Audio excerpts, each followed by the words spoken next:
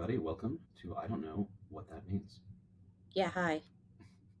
We had a we had a clip of RuPaul Doing what? saying "You better work." Oh my god. I guess because we're talking about work today? We're talking about work today Why didn't you just say that? because it's funny. I don't know, sound effects, production value. I don't know. Dead air is high production value. We'll cut it out in post. It's fine. Cool. Well, we're talking about work today. I assume you have a list of things. I always have a list of things. All right, what's number one, dude? Well, for background, we got a response that someone wanted us to talk about masking specifically in the workplace, and I thought that is a great idea. And it leads into kind of this greater conversation about just work and jobs and all that shit. And the nice part about this one is that this is not necessarily as full of terms and definitions and me lecturing you about neurodivergent topics. Everybody can play this one. Because everyone has jobs. This is one of those very like we're not a different species things where my problems around work are not that unique when compared to neurotypicals. Everybody has kind of the same problems. Just some things maybe affect us differently or more worse, I guess. Okay. So the question was about masking in the workplace. And this one, like I said, is kind of neat because this is not just a neurodivergent thing. Everybody does this. Everyone in the world is a slightly different person when they're at work compared to who they are when they're with their friends or at home or whatever else. So masking at work is it's a survival thing. In a lot of cases, it'll be the same for neurotypical folks. You can't say the same things to your bosses or your coworkers that you might hear to your friends. And so it is common for, like I said, everybody pretty much to kind of compartmentalize. And there's like a work person that you are as that's different from, your relationship person or your friend's person or your, whatever it might be.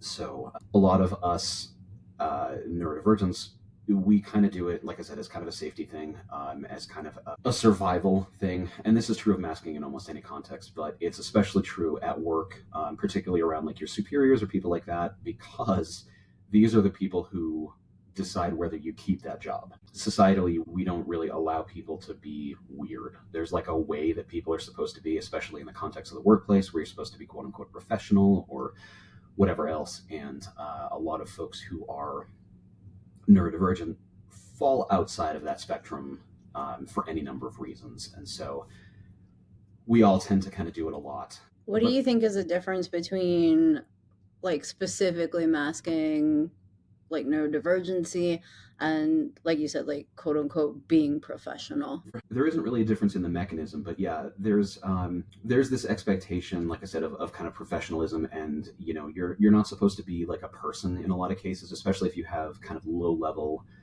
like customer facing jobs. A lot of times there's kind of pressure to maintain a certain kind of company image or whatever kind of horseshit it might be. But you're not really allowed to be yourself in that way. And so it's very similar for neurodivergent folks.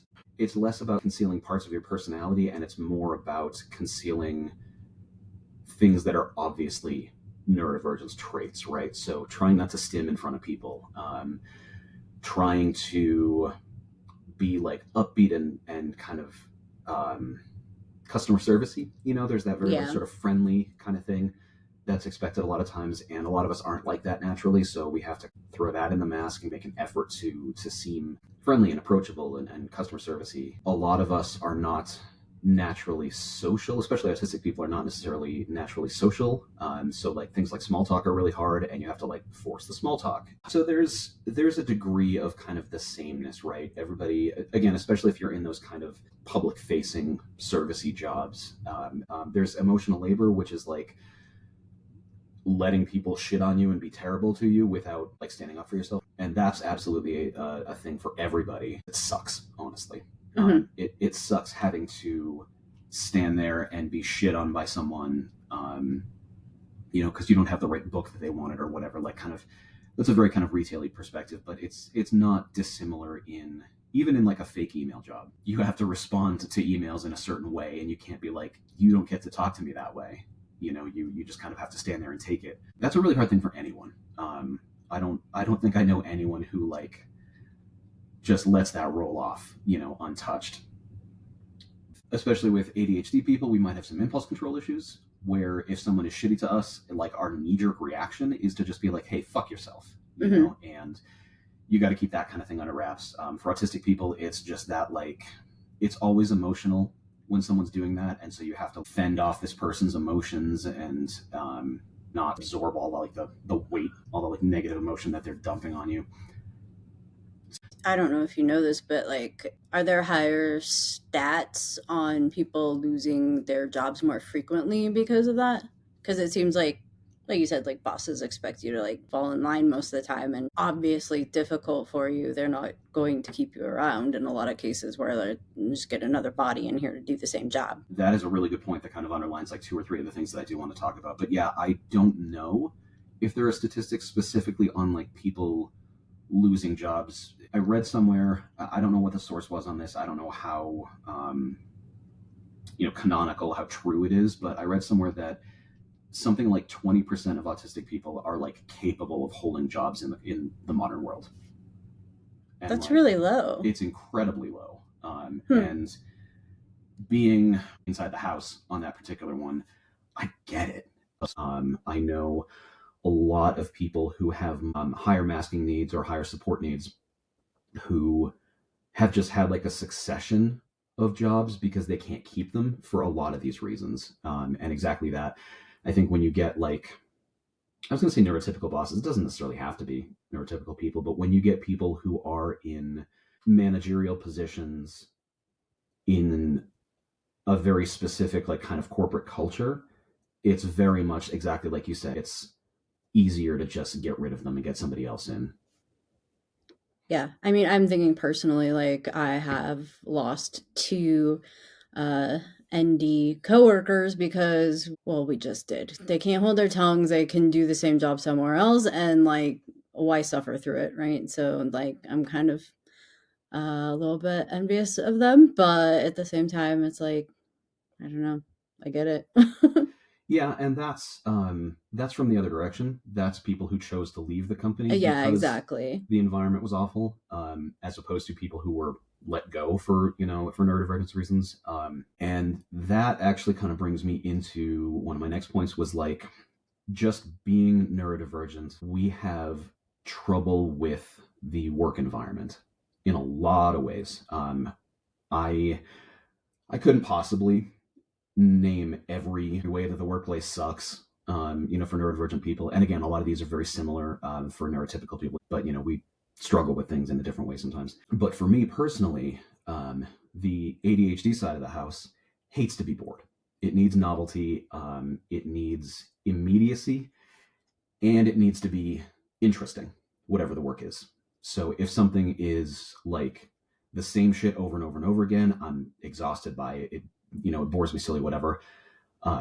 If there's no immediacy about something, if someone says, "Oh, here's a project, it's due in 6 weeks," like we talked about on the time episode, that goes into the future bucket, and it might as well not exist. So it's hard to do those kinds of things because then inevitably it gets put off until I realize it's due tomorrow, and I have to scramble and do 40 hours of work in 3 hours. Hmm. But like I said, interest is a really big thing too. So ADHD folks, we have a really hard time motivating ourselves to do things that we're not directly interested in.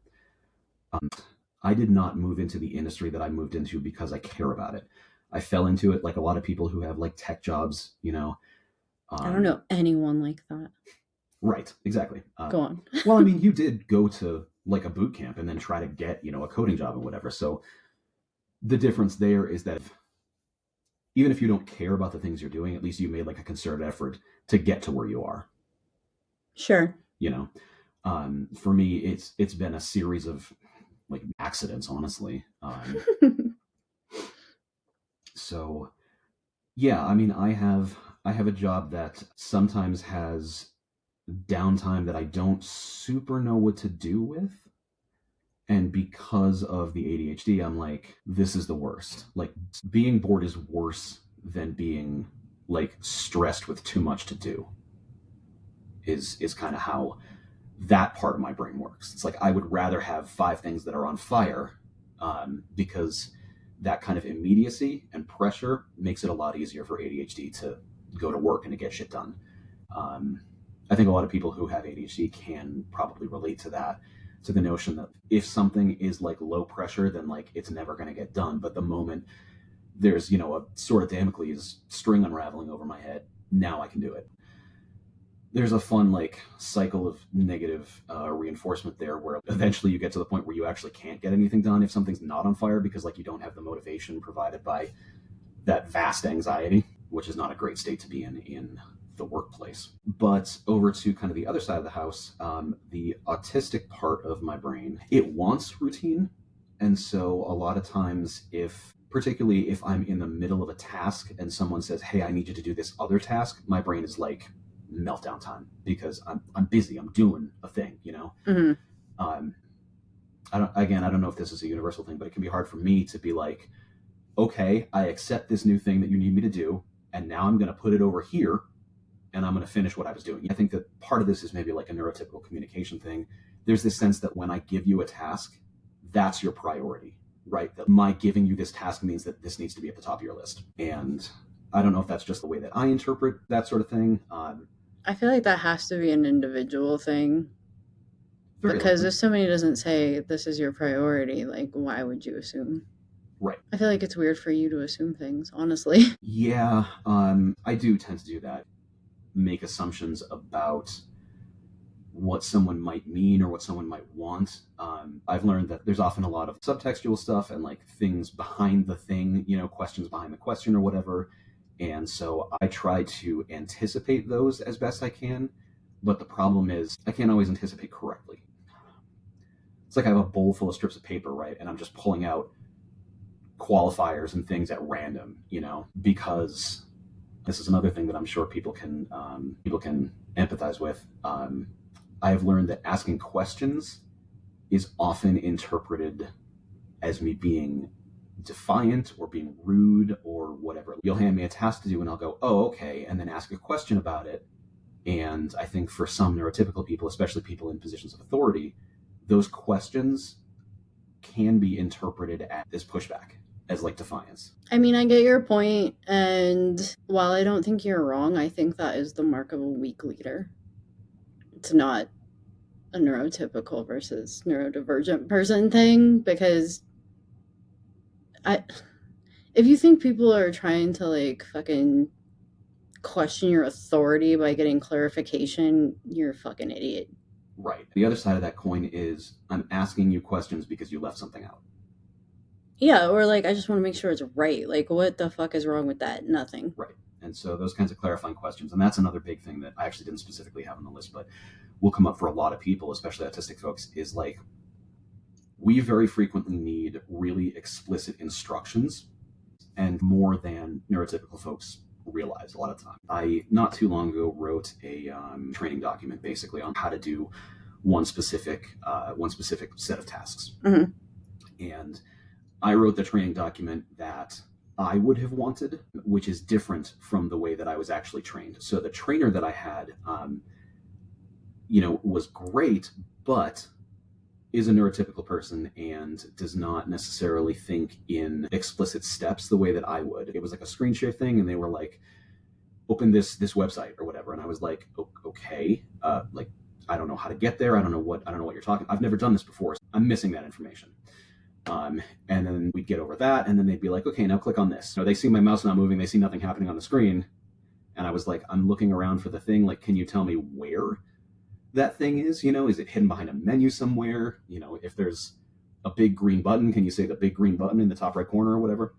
So anyway, getting trained on new aspects of jobs can be difficult if someone, and this is not necessarily a neurotypical thing. It's a lot more common for people who are really familiar with a process to forget the basic steps of it. They do something so frequently that it just becomes like kind of an ingrained part of the thing. And it's very easy to, to kind of overlook that sort of thing. So anyway, I wrote this training guide that's literally like, in the top right-hand corner, click on this red button, and that's going to open a menu with 4 fields on it. And the first field, fill in with this information, and the second field, fill in with this information. And so, click this button, click this button, click this, All I can think in my mind is like, what if the site changes the way it looks? Oh yeah, I know. Anyway, I wrote the thing and then I showed it to the trainer and I was like, here's a thing that I put together just in case. It's like 8 pages long. And she's like, wow, this is like really detailed. And I was like, yeah, because it needs to be. If you're going to train someone to do this job, they might need this level of, not hand holding necessarily, but like clarity and explicitness. And so that can be a problem when we talk about like new hires, and the process of learning how to do the job and learning how to use the tools that you're going to have, because especially if you don't have experience with a particular thing, like there's not really a way to know how to use it in the way that someone who's very familiar with it might. And sometimes I think we can look like we're slow to pick things up for that reason, because we have to spend a lot of time looking around the screen trying to find the right option or whatever it might be. And obviously this is very specifically tailored to like my particular variety of computer-based job. But you know, it's going to be true anywhere. I worked at a bookstore a very long time ago, a big box bookstore, and the term that was used for cleaning up a section was section. So you would section the sports area, and that meant like go and re-alphabetize and put the books in order and everything and all that, right? But you know, you can't, someone who's never worked in a bookstore before, like you can't just be like, okay, go section fiction. You know, like what, I don't understand what that means. You get, as you said, shithole leaders who are like, brr, brr, brr, my authority, brr, brr. I'm not telling you I'm not going to do it. I'm telling you I don't understand what you're telling me. Yeah. So we come back to clarifying questions and everything. But yeah, training can be hard. Onboarding can be hard because a lot of times we need specific instructions. You know, if you're an ADHD person, and you have a job where you're not like really invested in whatever it is that you do, it's probably difficult to pay attention. Just, you know, someone showing you how to do a thing or whatever. I always found that I learn a little bit better if you show me the very basics of the thing and then get the hell out of my way and just like let me poke around. I always found I learned tools a lot better that way. It's around minute 3 of you just showing me around some software product or whatever, I'm gone. My brain's already left. I would be curious to hear the numbers on how long it takes people to check out of a demonstration, because like it cannot be long. Nobody wants to sit there and watch somebody like show you shit. Yeah. I mean, it would have to be pretty sexy or something for me to be like, yeah, like I'll just watch a screen forever. And put so, dank memes in your presentation, people. No doubt.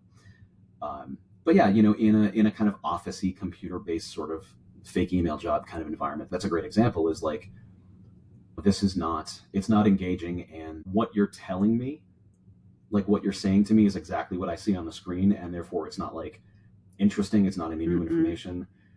I have a fairly low degree of auditory processing issues, but like I know that a lot of people have much higher difficulties with those, and like, you know, there are people who can't learn by like having things told to them, by like people speaking to them and like describing things or whatever. I'm one of those. Yeah, see, you know, and again, not a neurodivergent person, and so we you know, we build bridges, and our two communities meet in the middle. But yeah, no, I'm the same way, in part because of auditory processing things, in part because like any kind of new thing that I am introduced to in the context of your job depends on doing this and doing it right. My like perfectionism kicks in. I have to do it right the first time, and that makes it super stressful, because in order to do that, in order to do the thing right from the beginning, I have to be like paying attention. So I have to like force myself to try and pay attention, but I can't because ADHD. So it's really hard for me to be trained in that way. Give me the slide deck and let me read it, or give me the keys to the software or whatever it might be, and like let me just fuck around with it. And from an autistic perspective, there's a context that goes missing sometimes when there's the way to do a thing, and any other way of getting to the answer is wrong. So like a lot of times there will be, you know, like a corporate mandated process, or an established and accepted one true version, you know, of like how you get from A to B to C. And some of us might not go that way. And there have been cases where I have said to people like, hey, doing something this other way is twice as fast, or we can cut out these middle steps, and not gotten in trouble for it. But, you know, oftentimes the answer is like, well, this is the way we do it. Like, suck it up. And that sucks. Yeah. That sucks, I think, for anybody, but like, especially, I am the type of person, and I don't think this is a neurodivergence thing specifically, but I think that a task should be as simple and as streamlined and as like efficient as possible. Like if there's any room for something to be more efficient, it should be made more efficient, you know? If you can be one thing. And that is sometimes a problem for like structural things, you know, things that are like, we have to do it this way because this is the way it's written in a handbook or whatever it might be. And that's kind of a frustrating thing to deal with, especially like sometimes you can cut steps out of things. I've known people who were like, that's not the right way to do it. It's exactly the same way. It just takes half as long. And that's, you know, that's hard for me. And I think it's probably hard for kind of a lot of people. Do you think that kind of goes back to people feeling challenged and it's not really important? Why else would you dig your heels in on something so stupid? It's very possible. And that's the thing is like, because I said so, or because that's the way it's written or whatever, like those aren't reasons. That doesn't explain why something is the way that it is. And when an autistic person is like, why does it have to be this way? It's not a challenge to someone's authority. It's just necessary for us to understand the context of the thing. And again, if there's two ways to do something and one way is twice as fast, arguably you as my manager should be excited that I have found this way to make things more efficient. And arguably, depending on like the volume of tasks that's in the pipeline or whatever, I can do twice as much work in a day if I do it the faster way, you know? And you'd think people would be excited about that, but not always. You know, sometimes there's a very like, but anyway, my point was that if I can do the fast way, like even if I've been explicitly told don't do the fast way, if I can do the fast way, I'm going to do it. You know, like if no one's checking and like the results are otherwise the same, I'm going to do the way that makes sense. And that, assuming that you've been explicitly told don't do that, that is legitimately insubordination, you know? It's bullshit insubordination, but in the sense that when your superior tells you to do something, you're expected to comply. And if they tell you don't do a thing this way, then you're not supposed to do it that way. Which again, that's hard for me because the way they want me to do it is stupid. Yeah. One of the other environmental things that I think can be hard for people is literally just the environment itself. You know, fluorescent lights are bad in every possible way. They are bad for the soul. They're bad for your eyes. They're bad for your brain. And for those of us who are more sensitive to those kinds of things, you know, like I can hear fluorescent lights and like the electricity buzzing in the walls. And I've worked in offices where they had these white noise machines that kind of sound like an HVAC hum, that are just on all the time. They're just these little speakers that generate fucking this like white noise, and it's supposed to make the office seem quieter and cut down on like those kinds of things. I'm sure there's some kind of research that shows that people exposed to white noise are more productive for some reason. I can just hear it all the time, and it's maddening. Working in the bookstore, we had overhead music on like all the time, you know, and that can be really distracting, especially because in those days that was long before we had like the Spotify's and like the piped in music or whatever. So we literally just have 6-disc CD changer and like actual CDs that we had taken off the racks. And yeah, sometimes people have very bad taste in music, and then you got to listen to a whole day of Shania Twain or some shit. So that's just cruel. Yeah, it's not great. And again, not just us. Anyone is going to have their spirits lowered for that. So we talk about the environment itself being kind of hostile to you. And if you work in like a retail environment, sometimes it can be hard to do like a non-customer focused task, right? So again, if you're, you know, alphabetizing a section of books or whatever, every time someone comes over and talks to you, you know, and asks you for help or whatever, you get like pulled away from the task, which makes it hard to like kind of shift back into it and, you know, and get it done. Or for me, like anytime someone just walks by and like now I'm distracted for, you know, it's really hard to like force my attention to be on the thing because like people keep walking by and I just, that sort of thing can be really distracting. So those kinds of like the environment itself is stacked against us thing. Recognition and acclaim. The notion that like you would be praised for doing a good job or on a pedestal briefly so that someone can celebrate your achievements, whatever at work. I hate that. I don't want that. If I do something that is good for everyone, put money in my paycheck. I don't want like emails to go around and be like, everyone say good job to Graham, you know, like I don't like that. And that's sometimes a thing that like I think workplaces will use that kind of like celebratory, pointless horse shit in lieu of actually rewarding you for doing something good, you know, like 100%. Yeah. The only upside to that, in my opinion, is if you get congratulated for doing a good job on something, like as long as it's like a reasonable format, fine. But ultimately, to me, as long as my boss isn't taking credit for work I did, then True. that's not the worst thing in the world. That's yeah. That actually is that is a good point. And as someone who has never had that happen, to my knowledge, I guess I wouldn't think of that. So, which is not to say that like I've always been credited for my achievements. There have been things that like I have done myself that not like my boss taking credit for, but like the team did whatever. Like, well, no, the team didn't do shit. I did X. Yeah, that's annoying. But you know, mostly I'm like it's work, whatever. I don't care enough about these things to like seek out credit. Okay, does it work better for everybody? Good. That's all I wanted. I don't feel the need to be patted on the back for those kinds of things. So the only other kind of big point that I wanted to cover is the notion of accommodations. So things that I need to make it easier for me to do the job and for me to keep the job, essentially, right? And sometimes those are things that don't like put the company out necessarily. It might be I just need to do something in a different way. But again, as long as the result is the same, it doesn't matter. But it might be something that I actually need from the company, you know, something that maybe costs them money. And that is a fucking uphill struggle for a lot of people. I thankfully really don't have any specific accommodations that I need to do my job.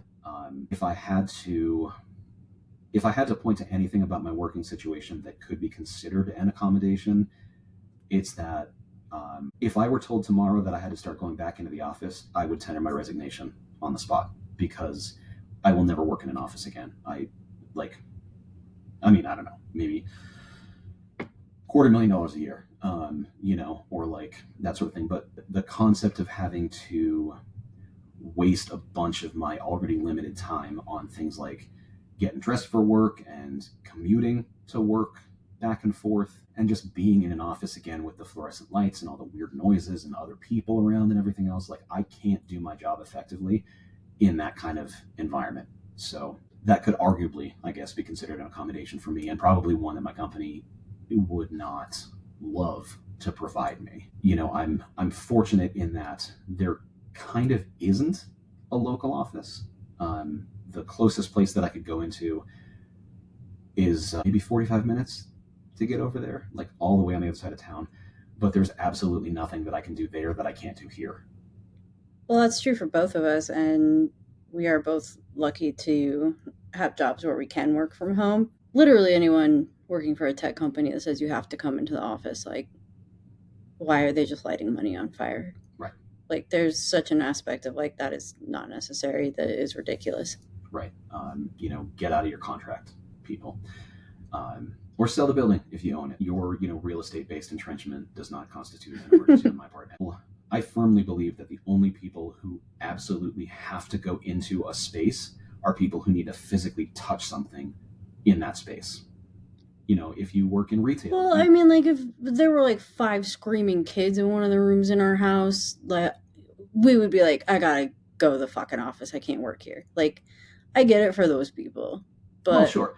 And in an extenuating circumstance like that, where I'm allowed to work at home, but the circumstances at home are such that I couldn't get anything done, yeah, absolutely, it makes sense for that. But my point is not that like no one should work in an office. My point is that no one should be required to work in an office. Yeah, like, I agree with that. If your job doesn't require you to physically put your hands on something that cannot be outside of a particular location, if you work, I don't know, in a nuclear power plant, like yeah, you got to go to the plant. If you work in retail, unfortunately, yeah, you got to go to the store. But I mean, my job is handled entirely on a laptop. I could arguably do my job anywhere, and that is the mark of a job that does not need an office. Mhm. You know, and putting me into an office is going to degrade my productivity. You know, so anyway, yeah, as you point out, we are both extremely lucky, I think, that we have that kind of a job. So I mean, for me or for someone like me, that actually might be considered an accommodation. Is if you're capable of doing your job, not here in the building, then you should be allowed to do it. Do you think if like accommodations and things for neurodivergence were what they are now, not that they're great, but they definitely are better, and in the sense that they're a thing now, as opposed to like, I'm not sure how old you were when you were working like customer facing things, but like, do you think it would have been easier and maybe you wouldn't be in the same career path you are now? Probably not, but only because for me the hardest part about working with people was the people, and there's no like accommodation for that. You can't. I guess other than being allowed to, stand up for myself and act like a human being. Yeah, that's a point like any manager could really get behind. Yeah, that's I have a lot of trouble with that, but and I'm trying to think of examples of accommodations that aren't like other disabilities. Obviously, if you primarily use a wheelchair or a cane or something like that, then like your office building has to have an elevator. Um, that's a bad example because it's not like a personal accommodation. Your employer's not going to build an elevator if they don't have one. But like, I a friend of mine has recently gotten a kind of customer facing job, and they asked for a break essentially in the middle of their shift, and to be able to shorten their shift because they're fucking exhausted, just like having people in your face all day. And they asked management, like, can I get an extra break or something kind of in the middle of the day? And can I have a shorter shift? That's a great example of an accommodation because like that would make me better able to do the job. Right. I'm trying to think of techie things. Honestly, tech is like I'm not going to say an easy industry to be in with neurodivergence, but it's easier than a lot of things.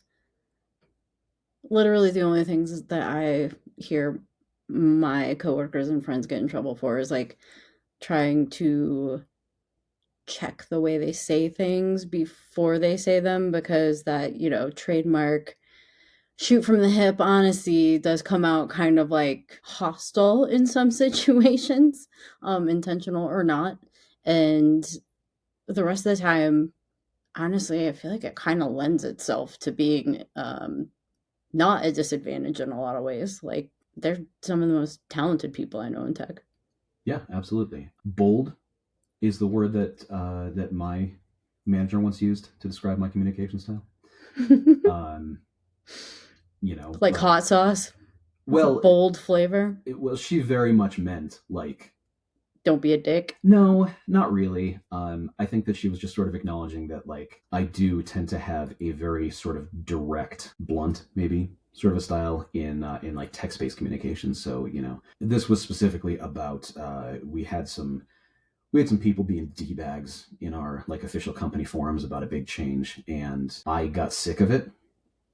And I made a fairly lengthy post where I was basically like, "You're all being assholes." And my boss was like, "Yeah, that was the like you're bold as usual, but like it needed to be said, and you did it really well, or whatever." And I was like, "Okay, well, I mean, as long as I'm not in trouble for telling these assholes to get fucked." But yeah, we do tend to be like that. There's a team that I work with sort of indirectly that I used to be part of a long time ago, and the manager of that team is a friend of mine. And whenever she has new hires, because we all communicate over Slack, I'm always like, "I need you to tell them, all your new people, that I am happy to help them, but I'm gonna sound like I hate them." Like it's not anything personal, but like if you're used to people being light and airy or whatever in Slack communications and things like that, I'm not going to be like that. If someone's been with the company for a year and should know better than to ask a question they're asking, I don't have a problem being like, "You've been here a year, you should know better than to ask that." Which is not necessarily meant to like shame people, but like get your fucking act together. Anyway, I've digressed. Yeah, we do tend to be sort of blunt and factual. I feel like that's one of the more sort of well-known traits around autistic people. And in certain media, that doesn't always translate well. So for email, for example, I've had to learn how to navigate like tone in email in a way that feels unnatural to me. So I even mask via email a lot of times, because I don't know, the third time you ask me the same question in an email thread, now we have a problem. Like, and being able to say to someone, "Here's a screenshot or quote or whatever, the first time that I already answered this for you, please refer back to whatever." Like there's that very kind of corporate, like circle back, touch base, corporate horse speak, oh my God. Horse shit, corporate speak that, yeah, I hate it. You were right the first time. Yeah. I hate it. It's fucking awful. But like learning how to use that's a very like neurotypical tool is that corporate speak where everything is like weird catchphrases and like buzzwords and all that other kind of shit. And I think that I do oftentimes come off as like maybe rude, but like blunt, certainly in emails, because like if you ask me a question and it's got a one-word answer, I'm gonna just give you the answer. You know, can this do this? No, it can. That's it. That's the answer to the question, right? But then like there's this notion that that comes off as like harsh or mean, and so I have to put in some like explanation about, you know, whatever, or give you some context about the thing or whatever. And sometimes that's fine for me, because for me, like, I appreciate the extra context, you know. Can I give you the best like follow-up sentence to a no answer, or like a you really want to say that's stupid? Okay. It's from Tyler, so it's good. It's always, what problem are you trying to solve? Yeah. Because yeah, you're going to tell them no, and then they're going to be like, but I want to, and then you have a whole ass thing, but you don't waste any of your breath like explaining literally anything. Yeah, that is good, and that's honestly like a maybe kinder and a better way to communicate. Yeah, You know, well, because, guess how he learned that. well, that's what, you know, that's what I mean. And again, perfect example of masking, right? It's not in his nature to do that. It's not in my nature to do that. I was once on an IT support call, and I had a customer get mad at me because I kept giving him, in his words, monosyllabic answers. And I was like, okay, well, they're the answers to your questions. What, you know, and more, I think in that case, it was like he wasn't accepting the answers that I was giving him when I was giving him longer answers, you know? So it was like, okay, well, if you keep asking me the same question, like, I've answered it. So yeah. Anyway, but yeah, no, that's a great example of masking, and like corporate speak in general is like a masking thing, because unless you went to college for an MBA or you're one of those people with a fucking HR degree, it's not in your nature to act like that, to communicate in that way, in that non-communication sort of way. So yeah, but that's like I said, maybe a kinder way to communicate, because a lot of times if someone asks a question that is not their real question, my instinct is to answer the question that I was asked, not to like try and figure out what you're actually trying to, you know what I mean? Like, just ask me the question you need, you know? So, well, yeah, that's the thrust of the reply. Right, exactly. And that's, like I said, not instinctual for me, you know, is like, if you have other questions, I guess you can ask them, but like, I'm answering the question you asked me. I'm not gonna, you know, I'm not gonna try and second guess what you might be trying to do or whatever.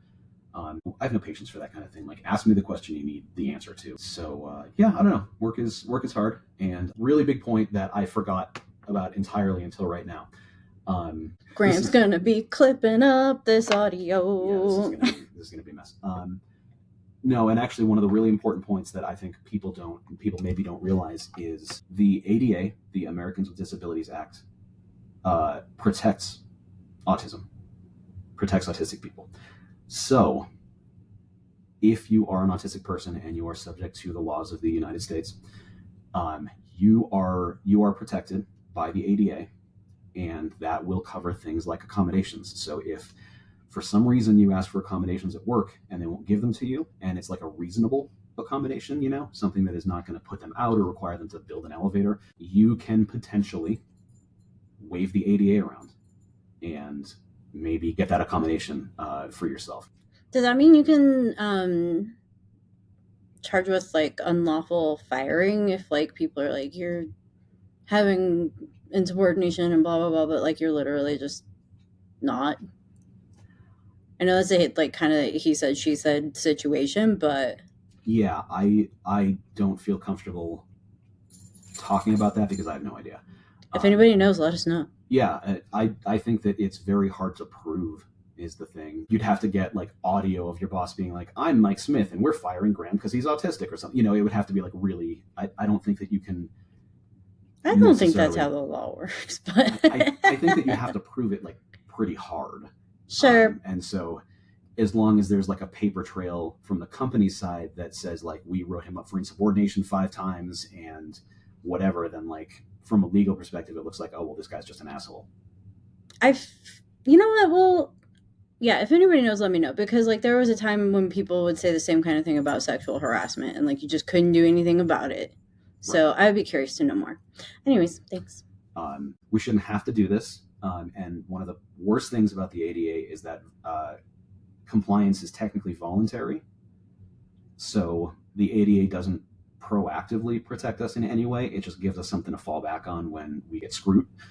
But if you're having trouble with that kind of thing, look into it a little bit. If it's an accommodation that is reasonable and something that's going to significantly improve your quality of life at your job or make it easier for you to do your job, you might have to wave that around a little bit, but it is at least an option for someone who probably doesn't have a lot of options and a lot of power in those kinds of circumstances. So worth knowing. I think, like I said, I think that this topic is probably a little bit more empathetical for basically everybody. I feel like sometimes we have, like the birthdays one where I was like, fuck that shit, I hate it.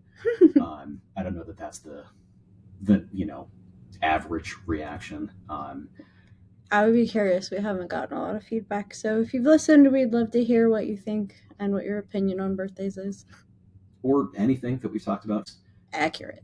It is genuinely pretty great when we have people, even if you just DM one of us or whatever. Like it's nice to hear from people who are checking it out and who are getting something out of it, even if it's just entertaining. Listen to me basically talk at Jen for an hour.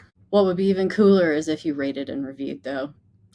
God, yeah, I hate to be on that like YouTube influencer horse shit, but like those metrics are actually important. Reviews are really good if you could, spare the time. Honestly, it takes 1 second. Just click the stars, jeez. But that helps us kind of get out to some other people and maybe be helpful to neurodivergent and everyone else, people that we don't know. Right. Right. Yeah. Most of our listeners do seem to be people that we know personally. Which is weird, but we love you. Yeah, absolutely. Absolutely. We're grateful for sure. But yeah, getting us out to like a little bit of a wider audience. I don't know. I feel like it sounds sort of self-serving, but like we don't make any money off of this.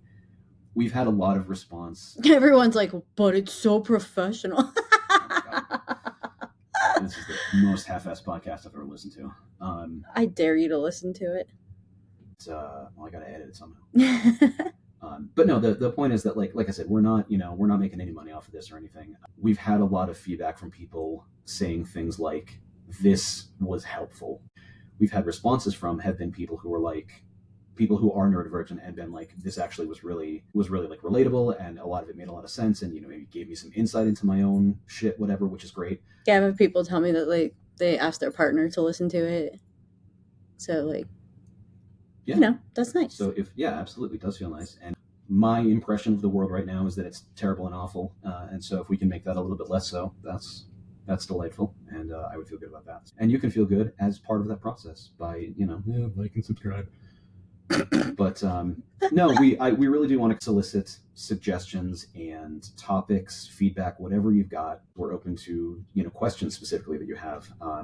I don't think that we've ever gotten any questions, but we could do like a mailbag type of thing. Yeah, especially because we want to, even like personal stories, like anecdotes and things like that, because we want to like start doing content on a more frequent basis. And I think that would be a fun way to kind of, I don't know, round it out so it isn't just us talking about ourselves all the time. I mean, as fun as that is, but let's get you guys involved. Indeed. Let's all be, kind of part of this thing. And we'll do some guest stuff. We'll literally have some of you involved at some point. Yeah. So anyway, thanks for joining us. Thanks for listening. Thanks especially for promoting us the way that some of you have. That is fantastic, and we love you for it. And oh, good Lord. Wow. Okay. That's all I had. That's all I had, folks. That's it. All right, folks. Well, as always, thank you for joining us, and we'll see you next time. Okay, bye. You can find us on social media on Instagram at idkwhatthatmeans.podcast, or if you happen to be on Blue Sky, idkwhatthatmeans.bsky.social. Or you can contact us by email at idkwhatthatmeans.podcast@gmail.com. We hope you have fun or learn something. Probably not both, but hopefully both. Probably not both. Anyways, thanks for listening to I Don't Know What That Means. Thanks, y'all. Bye. Bye.